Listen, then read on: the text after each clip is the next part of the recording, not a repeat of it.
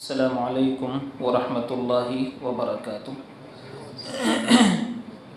ان الحمد للہ نحمده ونستعینه ونستغفره ونعوذ باللہ من شرور انفسنا ومن سیئات اعمالنا من يهده الله فلا مضل له ومن يضلله فلا هادي له وأشهد أن لا إله إلا الله وحده لا شريك له وأشهد أن محمدا عبده ورسوله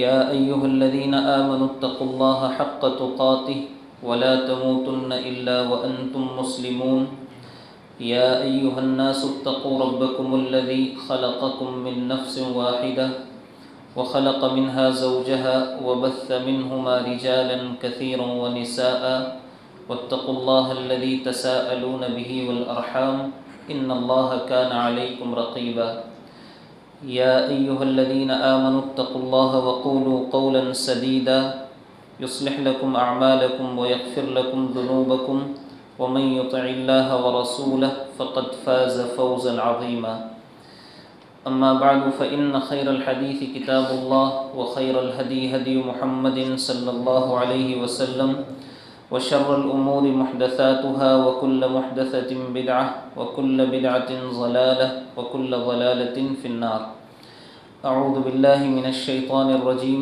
بسم الله الرحمن الرحيم الذين آمنوا ولم يلبسوا إيمانهم بظلم أولئك لهم الأمن وهم مهتدون۔ قابل احترام بزرگوں، نوجوان ساتھیوں، پردہ نشین اسلامی خواتین،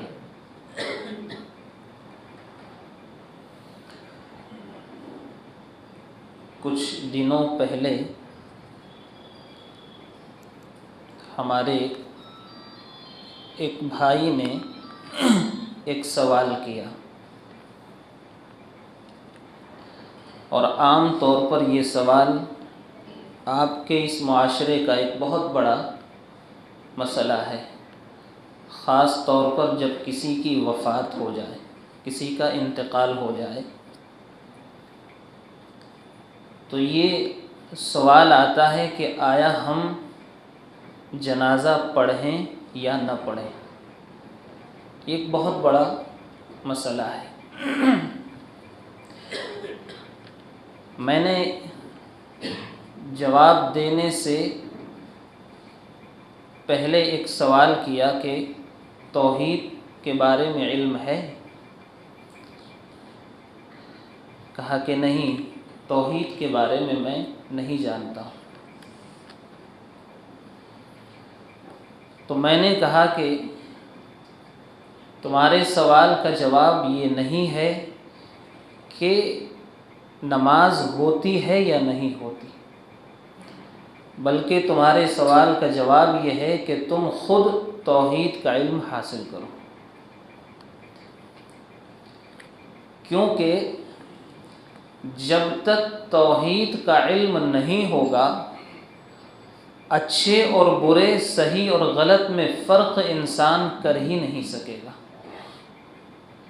اور جب علم آئے گا تو ہر چیز کا فرق، ہر سوال کا جواب انسان کو علم کے ذریعے خود ہی حاصل ہوگا۔ اور میں ایک بات اکثر کہا کرتا ہوں، ہمارا بہت بڑا المیہ یہ ہے کہ ہمارے یہاں توحید پڑھنے اور پڑھانے کا کوئی خاص اہتمام نہیں ہے ہی نہیں۔ آپ سوچئے کہ ہمارے یہاں توحید کی کون سی کتاب پڑھائی جا رہی ہے؟ صرف فتوی بازی سے اور صرف الزام تراشیوں سے مسائل کا حل نہیں نکل رہا۔ ہم صرف یہ کہہ دیں، بہت ساری اس پورے مہینے میں کئی طرح کے سوالات آئے کہ ہمارے یہاں بچیوں کی رشتوں میں کوئی فرق نہیں ہو رہا۔ یہ سوال کر دینا، یہ الزام دھر دینا بہت آسان ہے۔ آخر اس توحید کے علم کے لیے ہم نے محنتیں اور کوششیں کیا کی ہیں؟ اس کے ذمہ دار بھی تو کہیں نہ کہیں ہم اور آپ ہیں۔ تو اس سوال سے پہلے یا کسی پر انگلی اٹھانے سے پہلے ذمہ داری ہماری بنتی ہے کہ ہم نے اور آپ نے کیا کوششیں کی ہیں۔ اب آئیے 2-3 باتیں میں آپ کے سامنے رکھوں اس حوالے سے۔ شیخ صالح الفوزان حفظہ اللہ نے بڑی پیاری بات لکھی ہے توحید کی اہمیت کے حوالے سے۔ قرآن کریم کی ہر آیت توحید کو ثابت کرتی ہے۔ آپ کہیں وہ کیسے؟ قرآن کریم میں 5 چیزیں ہیں۔ یا تو اللہ رب العالمین کے اسماء و صفات کا تذکرہ ہے، اس کے افعال کا، اور یہ توحید ربوبیت ہے۔ آسمان سے بارش نازل کرنا، اس پوری کائنات کے نظام کو چلانا، رزق دینا، یہ ساری چیزیں توحید ربوبیت میں شامل ہیں۔ میں صرف اشارہ کروں گا، تفصیل کا یہ موقع نہیں ہے۔ دوسری چیز، قرآن کریم انسان کو اللہ کی عبادت کی طرف بلاتا ہے، یہ توحید الوہیت ہے۔ تیسری چیز، اہل توحید کو جو انعام ملنے والے ہیں، جو نوازا جائے گا دنیا اور آخرت میں، یہ توحید کا فائدہ ہے۔ اور جن سزاؤں کا ذکر اللہ رب العالمین نے کیا ہے، یہ توحید سے بغاوت کی سزا ہے۔ اور جن احکامات کو اللہ رب العالمین نے نازل کیا ہے قرآن کریم میں، یہ توحید کا حق ہے۔ یہ 5 چیزیں اللہ رب العالمین نے پورے قرآن کریم کے اندر بیان فرمائی ہیں۔ تو توحید کی اہمیت کا اندازہ اس سے ہوتا ہے کہ قرآن کریم کی ہر آیت توحید کو ثابت کرتی ہے۔ آئیے دوسری بات کی طرف۔ اللہ رب العالمین نے جتنے انبیاء بھیجے، ان سارے انبیاء کی بنیادی دعوت کیا تھی؟ توحید تھی۔ اللہ نے فرمایا وَلَقَدْ بَعَثْنَا فِي كُلِّ أُمَّةٍ رَسُولًا أَنِ اعْبُدُوا اللَّهَ وَاجْتَنِبُوا الطَّاغُوتَ، ہم نے ہر امت میں ایک رسول بھیجا۔ بنیادی مقصد کیا تھا؟ کہ لوگوں کو حکم دو ایک اللہ کی عبادت کریں۔ وَمَا أَرْسَلْنَا مِن قَبْلِكَ مِن رَّسُولٍ إِلَّا نُوحِي إِلَيْهِ، ہم نے آپ سے پہلے ہر امت میں ایک رسول بھیجا، ایک ہی وحی کی کہ میرے سوا کوئی معبود نہیں۔ اس طرح کی بہت ساری آیات پیش کی جا سکتی ہیں کہ انبیاء کی بنیادی دعوت توحید تھی۔ اور ایک بات میں آپ کو بتاؤں، جس جماعت اور جس تنظیم کی بنیادی دعوت توحید نہ ہو، وہ گمراہی پر مبنی۔ آج دیکھیے، دعوت کی بنیاد نماز ہے، دعوت کی بنیاد اخلاق پر رکھی گئی ہے، دعوت کی بنیاد کسی اور چیز پر رکھی گئی ہے۔ اسی لیے آپ کو وہاں پر عقیدہ توحید میں گڑبڑیاں ملیں گی۔ جس جماعت اور جس تنظیم کی دعوت توحید نہ ہو، وہ خالص دعوت تو نہیں ہو سکتی۔ اس لیے کہ انبیاء کرام نے سب سے پہلے دعوت توحید کی دی۔ اچھا، ایک بات میں آپ کو اور بتا دوں، یہ روایت میرے سامنے ہے۔ کئی مرتبہ یہ سوال بھی میرے پاس آیا کہ محلے میں شراب بکتی ہے، شراب لوگ پیتے ہیں، آپ اس پر بھی کچھ بولیے۔ کوئی ایک سوال ایسا نہیں آیا کہ محلے میں شرک ہو رہا ہے، آپ اس پر بھی کچھ بولیے۔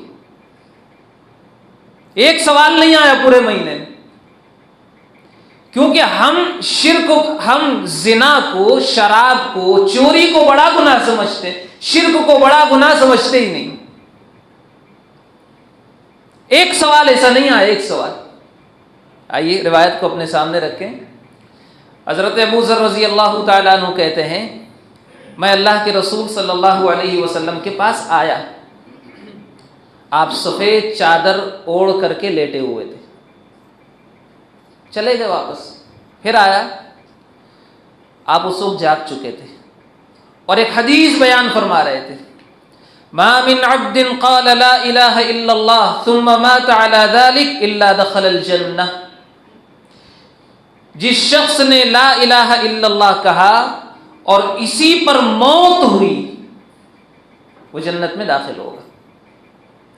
حضرت ابو ذر کہتے ہیں وَإِن زَنَا وَإِن سَرَقَ، اللہ کے رسول اگر اس نے زنا کیا ہے، چوری کی ہے، تب بھی جنت میں جائے گا؟ آپ نے فرمایا وَإِن زَنَا وَإِن سَرَقَ، زنا کیا ہے، چوری بھی کیا ہے، تب بھی سزا پا کر بالآخر جنت میں جائے گا۔ 3 مرتبہ حضرت ابو ذر نے تعجب، آج ہمیں بھی تعجب ہوگا نا، جس طرح شراب اور چوری کو ہم بہت بڑا گناہ سمجھتے ہیں، اس گھر سے نکلتے ہوئے، اس کے پاس سے گزرتے ہوئے ہمیں گھن محسوس ہوتی ہے کہ یہ شرابی گھر ہے، یہ شرابی انسان ہے۔ کیا اتنی گھن، اتنی نفرت کسی مشرک سے ہوئی ہے؟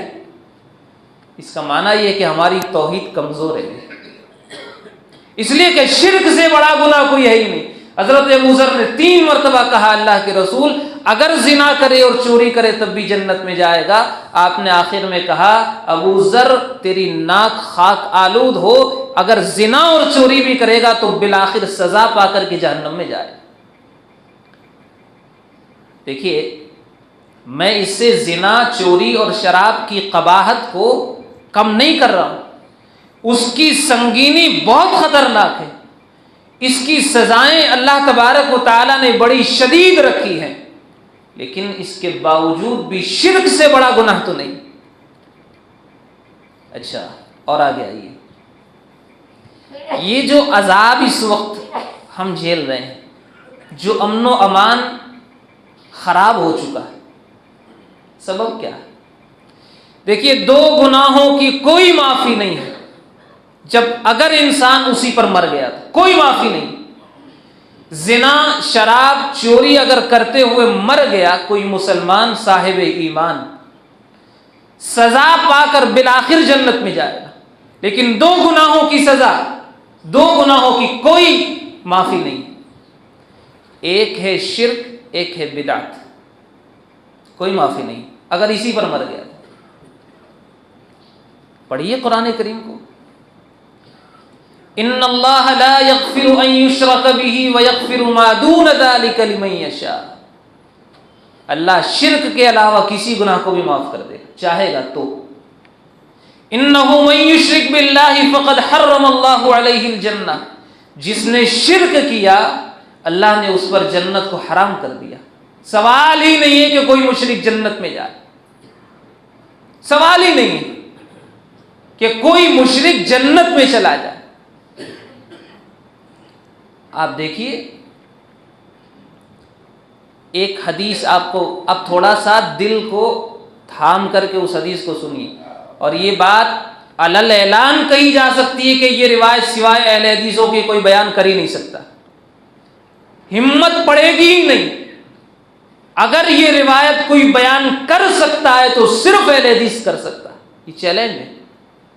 صحیح مسلم کی روایت ہے، کسی اور کتاب کی نہیں، جس کی صحیح ہونے میں کوئی شبہ نہیں۔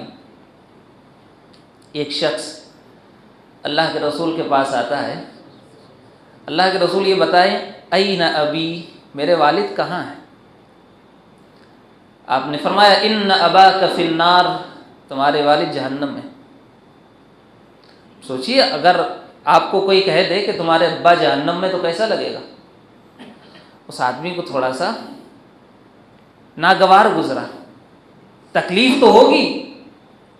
آپ نے اس کو بلایا، ادھر آ، ان ابی و اباک فی النار، میرے والد اور تمہارے والد دونوں جہنم میں۔ کس کے والد؟ رسول کے۔ کیوں؟ اس لیے کہ شرک میں مرے تھے، جہالت میں مرے تھے۔ رسول کے والد بھی اگر شرک پر مرے تو وہ جہنم میں جائیں گے، تو میرے اور آپ کے رشتہ داروں کی حیثیت کیا ہے؟ کتنا ہلکا معاملہ ہم لوگوں نے شرک کا لے لیا ہے۔ ایک شرابی سے، ایک زانی سے ہم رشتہ نہیں کریں گے، مشرک سے ضرور کر لیں گے۔ یہ صورتحال ہے سماج کی۔ آگے اور پڑھیے، ابو طالب نے جو خدمت اللہ کے رسول کے لیے کی ہے نا، ہم نے کچھ نہیں کی۔ جو خدمتیں ابو طالب نے اللہ کے رسول کے لیے اور جو قربانیاں دی ہیں وہ ہم نے نہیں دی ہیں۔ اللہ کے رسول رات میں سوتے تھے، آدھی رات جب ہوتی تھی نا، آپ اللہ کے رسول کو جگاتے، تم میری جگہ پہ چلے جاؤ، میں تمہاری جگہ پہ لیٹ رہا ہوں۔ کیوں؟ اگر کوئی دشمن حملہ کرنے آئے تو میں قربان ہو جاؤں، تم بچ جاؤ۔ اتنی قربانیاں دی، لیکن جنت میں جائیں گے؟ نہیں جائیں گے۔ کیوں؟ آخر وقت تک کہا، چچا جان یا عمی قل لا الہ الا اللہ، ایک مرتبہ لا الہ الا اللہ کہہ دیجیے، ایک مرتبہ، میں قیامت کے دن گواہی دوں گا، لیکن نہیں کہا۔ ساری قربانیاں بیکار، ساری محنتیں بیکار۔ آپ نے فرمایا جہنم میں سب سے ہلکا عذاب میرے چچا کو ہوگا، اور ہلکے عذاب والا آدمی یہ سمجھے گا کہ سب سے زیادہ عذاب مجھے ہو رہا، صرف آگ کی جوتیاں پہنائی جائیں گی، آگ کی جوتیاں۔ آپ دیکھیے حضرت نوح علیہ السلام کا بیٹا شرک پہ مرا، قرآن کریم پڑھیے، اللہ رب العالمین نے اس کے لیے دعا کرنے سے روک دیا۔ حضرت ابراہیم علیہ السلام کی قربانیاں اپنی جگہ پر، والد قیامت کے دن آئے گا، بیٹا اب ساری بات تیری مان لو، لیکن اللہ رب العالمین کے یہاں رسول کی سفارش اپنے باپ کے حق میں قبول نہیں ہوگی، وہاں رشتہ داری نہیں چلتی ہے نا، اس لیے کہ وہاں فیصلہ جس بنیاد پر ہوگا وہ توحید ہوگی۔ نماز، روزہ، زکوٰۃ، حج، یہ تسبیحات سب بعد میں، بنیاد توحید ہوگی۔ اگر توحید درست ہے تب تو انسان کبھی نہ کبھی جنت میں جائے گا، اور اگر توحید درست نہیں ہوگی تو سوال ہی نہیں ہے کہ انسان جنت میں چلا جائے، ممکن نہیں ہے۔ اب دیکھیے ایک روایت اپنے سامنے رکھیں، پھر میں دوسری بات کی طرف آ رہا ہوں۔ وہ جو میں نے کہا تھا نا اس وقت جو حالات ہے اس پر ابھی بات باقی ہے۔ ایک شخص قیامت کے دن اس کو لایا جائے گا، 99 رجسٹر گناہوں کے اس کے سامنے ہوں گے۔ آپ نے فرمایا تا حد نگاہ، جہاں تک اس کی نگاہ پڑے گی وہاں تک اس کے رجسٹر گناہوں سے بھرے پڑے ہوں گے۔ آدمی سوچے گا اب تو گیا میں کام سے۔ اللہ کہے گا دیکھ لے میرے لکھنے والوں نے کچھ غلطی تو نہیں کی ہے نا؟ کہا نہیں اللہ، جو کچھ میں نے کیا ہے وہ اس کے اندر درج ہے۔ پھر میرے لکھنے والوں نے تیرے اوپر کوئی ظلم کیا ہے؟ کہا نہیں، جو میں نے کیا ہے وہ لکھا ہے، لیکن اندر سے گھبرا رہا ہے کہ اب میری ناکامی پکی ہے، جہنم میرے لیے پکی ہے، اتنے سارے گناہ۔ ایک چھوٹا سا کارڈ یا چھوٹی سی پرچی لائی جائے گی اور اس میں کیا ہوگا؟ لا الہ الا اللہ، اس کی توحید ہوگی، خالص توحید۔ وہ سوچے گا اتنے بڑے گناہ اور یہ چھوٹا سا رجسٹر یا چھوٹا سا کارڈ کیا کام آئے گا؟ اللہ رب العالمین فرمائے گا لا ظلم اليوم علیک، آج تجھ پر ظلم نہیں ہوگا۔ جب اس کے اعمال کا وزن کیا جائے گا تو ان سارے گناہوں پر توحید بھاری پڑے گی، توحید بھاری پڑے گی۔ ٹھیک ہے سارے گناہ اس نے کیے ہیں، لیکن اس نے اللہ کی توحید میں بغاوت اور سرکشی نہیں کی۔ مولانا داؤد راز رحمہ اللہ نے اپنی کسی کتاب میں بڑی اچھی مثال لکھی۔ آج غیر مسلم بھی بڑے نیک کام کرتے ہیں بظاہر، اور مسلمان بھی سوال کرتے کہ یہ جنت میں کیوں نہیں جائیں گے۔ انہوں نے ایک بڑی اچھی مثال لکھی ہے کہ دیکھیے ایک آدمی اپنے ملک میں رہ کر کوئی گناہ کرے اس کی معافی تو ہو سکتی ہے، لیکن اگر کوئی آدمی ہندوستان کی سنسد پہ حملہ کر دے، حکومت معاف کرے گی؟ نہیں کرے گی، کیونکہ اس نے جرم بہت بڑا کیا۔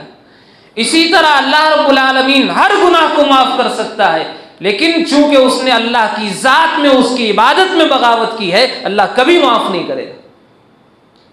لہذا یہ مت سمجھیے کہ ہم نے ٹائٹل لگا دیا اہل حدیث کا اور اب ہم کچھ بھی کریں، ہم رشتوں کی پرواہ نہ کریں، ہم توحید پڑھیں نہ پڑھیں، ہم کچھ بھی کریں، بس نماز پڑھ رہے ہیں نا، نہیں، اس سے بڑی بہت بڑی ذمہ داری میرے اور آپ کے اوپر لگی ہوئی ہے۔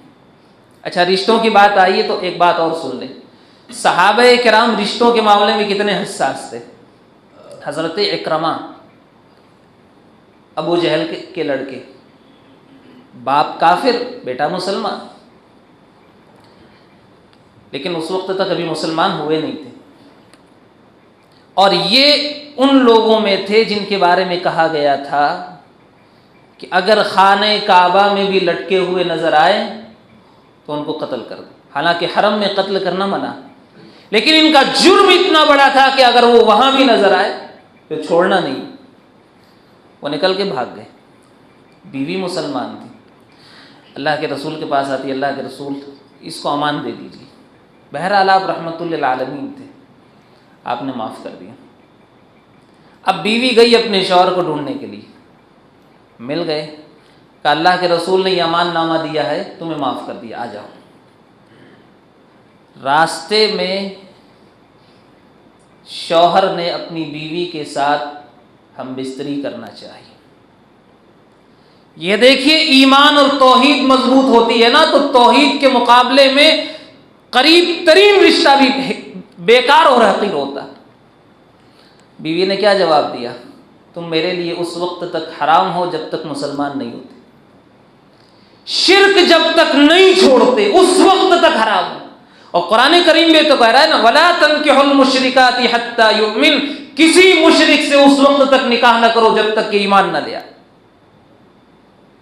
چاہے وہ مسلمان مشرک کیوں نہ ہو۔ اسی لیے آج جو اعلان ہوا نا، خصوصی خطاب ہوگا، وہ یہی ہے، توحید سے زیادہ خاص چیز اسلام میں اور کوئی نہیں۔ کہاں ہیں ہم لوگ؟ غور کیجئے، بہت بڑی ذمہ داری میری اور آپ کی ہے۔ تو خیر، اب اس طرف آئیے جو اس وقت حالات بنے ہوئے۔ یہ حالات کیوں بنے ہیں؟ ان حالات کی بنیادی وجہ امت میں شرک کا پایا جانا۔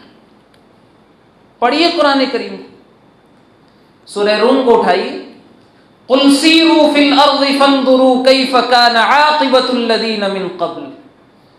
اللہ نے کہا کہ ان سے کہو زمین میں چل پھر کر کے ذرا دیکھو کہ تم سے پہلے کی امتوں کا حال کیا ہوا، جو سزائیں اللہ نے دی کیوں دی۔ کان اکثرهم مشرکین، ان میں سے اکثر قومیں مشرک تھی۔ عذاب جو آتا ہے نا، وہ شرک کی وجہ سے آتا ہے۔ آپ سوچئے، ہم اپنے باپ کی کمائی کا کھائیں اور گن کسی اور کا گائے، کوئی برداشت کرے گا؟ نعمتیں اللہ کی کھا رہے ہیں، اللہ رب العالمین ہمیں رزق دے رہا ہے، ہر چیز اس کی عطا کی ہوئی، اور نعرے کسی اور کے۔ اللہ تو اس وقت سائڈ ہو چکا ہے۔ دیکھیے آپ گاڑیوں پہ جو چیزیں لکھی جا رہی، ھذا من فضل ربی کی جگہ کچھ اور لکھا ہوا ہے۔ کون ذمہ دار ہے؟ کیا اللہ کو غصہ نہیں آئے گا؟ کیا اللہ ناراض نہیں ہوگا؟ ہر چیز میری عطا کی ہوئی اور نسبت کسی اور کی۔ تو اکثریت جو سزاؤں میں مبتلا ہوئی ہے نا، وہ شرک کی وجہ سے ہوئی۔ قرآن کریم کی دوسری آیت میں نے پڑھی، اللہ نے فرمایا الذین آمنوا ولم یلبسوا ایمانہم بظلم، جو لوگ ایمان لائے اور اپنے ایمان کو ظلم کے ساتھ نہیں ملائے۔ یہاں ظلم سے مراد شرک ہے، یعنی ایمان کے بعد شرک نہیں کیا۔ اولئک لہم الامن، انہی لوگوں کو اللہ امن دے گا اور یہی ہدایت یافتہ۔ تو اس دنیا کے اندر امن اسی وقت آئے گا جب شرک دور ہوگا اور توحید ہماری زندگیوں میں آئے گی۔ اسی لیے آپ دیکھیں، اللہ کے نبی علیہ الصلاۃ والسلام نے صحابہ کرام سے ایک بات کہی تھی، حدیث ہے، آپ نے فرمایا اجتنبوا السبع الموبقات، 7 ہلاک کرنے والے گناہوں سے بچو۔ یعنی اگر وہ گناہ زندگی میں آ گئے تو ہلاکت پکی ہے، کوئی نہیں روک سکتا آپ کو ہلاکت سے۔ اس میں سے ایک پہلے نمبر کا گناہ الاشراک باللہ، اللہ کے ساتھ شرک، اللہ کے ساتھ شرک۔ یہ اور آپ دیکھیے اس حدیث میں جتنے بھی ہلاک کرنے والے گناہ بیان کیے گئے نا، آج ہمارے سماج میں سارے گناہ ہیں۔ اللہ کے ساتھ شرک وہ بھی ہے، جادوگری وہ بھی ہے، کسی کا ناحق مال کھانا یہ بھی ہے، سود یہ بھی ہے، کسی کو ناحق قتل کرنا یہ بھی ہے، کسی پاک دامن عورت پر زنا کا الزام لگا دینا، یہ سارے گناہ تو اس وقت ہیں۔ تو ہلاکت نہیں آئے گی تو اور کیا ہوگا؟ ان گناہوں کی موجودگی میں آپ سمجھ رہے ہیں اللہ اپنی رحمتیں نازل کرے گا؟ رسول کہہ رہے کہ ہلاک کرنے والے گناہوں سے بچو۔ لہذا ضرورت اس بات کی ہے کہ ہم توحید اور شرک میں فرق پہچانیں، اس لیے کہ یہ بنیاد ہے ہماری کامیابی اور ناکامی کی۔ اچھا ایک اور چیز بیان کر دوں، آج ہم یہ کہتے ہیں سب اچھے ہیں سب برابر ہیں، یہ بہت بڑا دھوکہ ہے شیطان کی طرف سے۔ ہم یہ نہیں کہہ رہے کہ آپ کسی کو برا کہیں، کسی کی عزت پہ ہاتھ ڈالیں، آپ کسی کو گالیاں دیں، لیکن صحیح اور غلط میں فرق کرنا بھی ہماری ذمہ داری ہے۔ آج یہ فرق نہیں کیا جا رہا ہے۔ آپ دیکھیے اللہ کے رسول کہہ رہے ہیں من علق تمیمۃ فقد اشرک، جس نے تعویذ لٹکایا اس نے شرک کیا۔ اب جو لٹکا رہا ہے اور ہم کہہ رہے کہ نہیں غلط ہے، دونوں برابر ہو سکتے ہیں؟ کیسے برابر ہو؟ ایک شرک کر رہا ہے اور ایک کہہ رہا ہے کہ نہیں یہ چیز غلط ہے، برابر نہیں ہو سکتے۔ کئی مثالیں دی جا سکتی ہیں۔ اللہ کے رسول نے قبر پرستی سے منع کیا۔ زندگی کے آخری وقت میں جب آپ بیمار تھے، آپ کہتے تھے قاتل اللہ الیہود والنصارى اتخذوا قبور انبیائہم مساجد، اللہ ہلاک اور برباد کرے یہود و نصارہ کو جنہوں نے اپنے انبیاء کی قبروں کو سجدہ گاہ بنا لیا۔ لعنتیں آپ نے بیان فرمائی۔ اور یہاں ہے کہ قبر پرستی جائز ہے، دونوں صحیح کیسے ہو سکتے ہیں؟ سوال آپ سے ہے کیسے صحیح ہو سکتے؟ اللہ کے نبی علیہ الصلوۃ والسلام نے فرمایا لعن اللہ من ذبح لغیر اللہ، اللہ کی لعنت ہو اس کے اوپر جس نے غیر اللہ کے لیے ذبح کیا۔ اور 11ویں بھی ہو رہی ہے۔ برابر کیسے ہو سکتے؟ برابر نہیں ہو سکتے۔ فرق کرنا یہ میری اور آپ کی ذمہ داری ہے۔ یہ فرق نہ کرنے کی وجہ سے ہی ہم شرک کی طرف جا رہے ہیں۔ لہذا التوحید اولا، توحید سب سے پہلے۔ اچھا مرنے کے بعد قبر میں سب سے پہلا سوال بھی توحید کا ہی ہوگا۔ پہلا سوال توحید رسالت اور دین کا ہوگا۔ من ربک، تیرا رب کون ہے؟ اور رب کو ماننے کا بنیادی تقاضا یہ ہے کہ ہم اس کی عبادت میں کسی کو شریک نہ کریں۔ تو آج کا یہ آخری پیغام، یہ تو بس میں نے صرف اشارہ کیا۔ توحید اپنی زندگی میں لائیے، توحید کو اپنانے کی ضرورت ہے۔ یہ مت سمجھ۔ اچھا ایک چیز اور یاد آ گئی، اللہ کے نبی صلی اللہ علیہ وسلم صحابہ کرام کے درمیان بیٹھے، شیخ صالح الفوزان نے بڑی پیاری بات لکھی۔ آپ یہ سمجھیں کہ ہم تو سب توحید والے ہیں، توحید کی تقریر کیوں ہو رہی ہے؟ صحابہ کرام سے بڑا توحید پرست کوئی نہیں تھا۔ ہماری توحید ان کے مقابلے میں کچھ نہیں ہے۔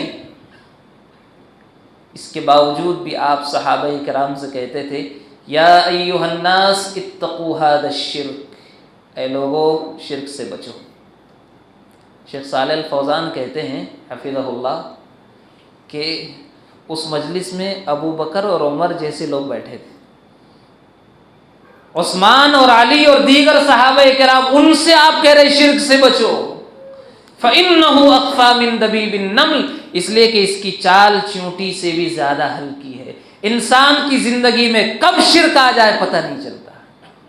لہذا ضروری ہے ہم اپنی اس مسجد میں، بلکہ تینوں مسجدوں میں کم از کم ہفتے میں ایک دن توحید کے موضوع پر مستقل ایک درس ہونا چاہیے، اس لیے کہ جب تک ہم اس قوم کو نہیں سمجھائیں گے ذمہ دار ہم ہی رہیں گے۔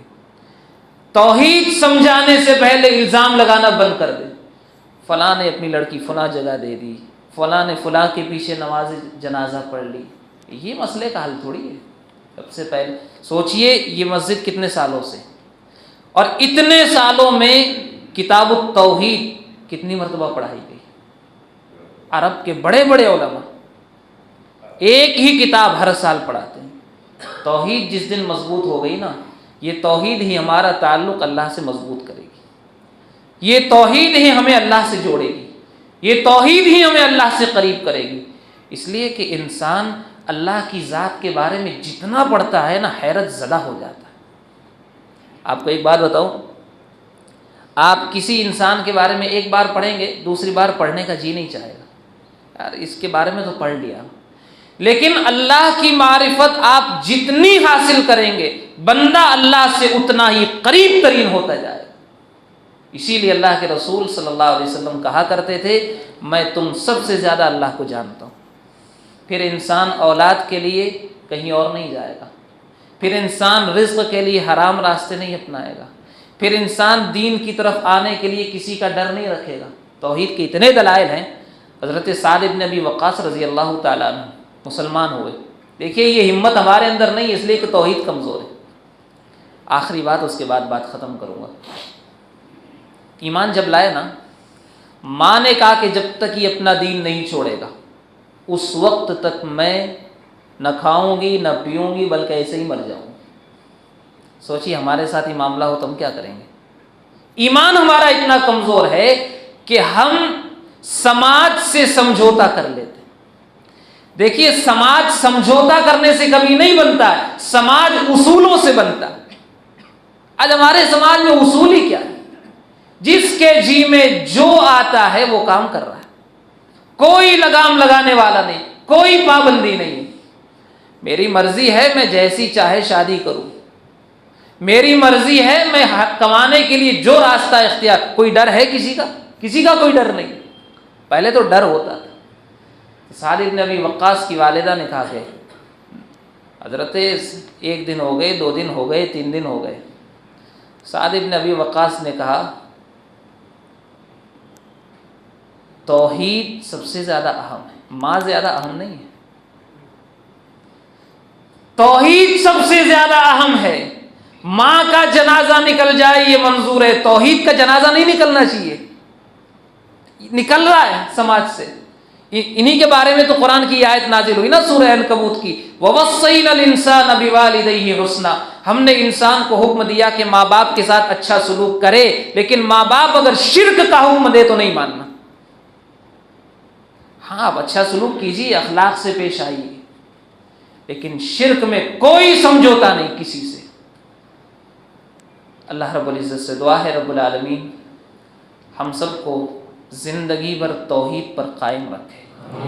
اللہ ہم سب کو توحید پڑھنے کی، سمجھنے کی، اس کا اہتمام کرنے کی توفیق عطا فرمائے۔ رب العالمین جو غلطیاں ہم سے ہو چکی ہیں شرک کے حوالے سے، اللہ ان غلطیوں کو تو معاف فرما دے۔ رب العالمین ہمیں اپنی اصلاح کی توفیق دے۔ رب العالمین ہمیں توحید کے دروس کا، توحید کی مجالس کا اہتمام کرنے کی توفیق عطا فرمائے۔ رب العالمین اس پورے مہینے میں جو کچھ ہم سے ٹوٹی پھوٹی نیکیاں ہوئی ہیں اللہ ان نیکیوں کو قبول فرما لے۔ رب العالمین جو کوتاہیاں ہم سے ہوئی ہیں اللہ ان کوتاہیوں سے درگزر فرما۔ رب العالمین ہر قسم کی بیماریوں سے، بالخصوص اس وبا سے ہم سب کی حفاظت فرما۔ رب العالمین جو بے روزگار ہو چکے ہیں اللہ ان کے لیے حلال رزق کا انتظام کر دے۔ رب العالمین جو صاحب روزگار ہیں ان کے رزق میں تو برکت عطا فرما۔ رب العالمین جو بیمار ہیں انہیں شفا عطا فرما۔ رب العالمین تو ہمیں رمضان کے بعد بھی اپنے گھر سے جڑے رہنے کی توفیق عطا فرما۔ رب العالمین شیطان کے آزاد ہونے کے بعد شیطان کے شر سے، شیطان کے مکر سے اللہ ہم سب کی حفاظت فرما۔ وآخر دعوانا ان الحمد للہ رب العالمین۔ السلام علیکم ورحمۃ اللہ۔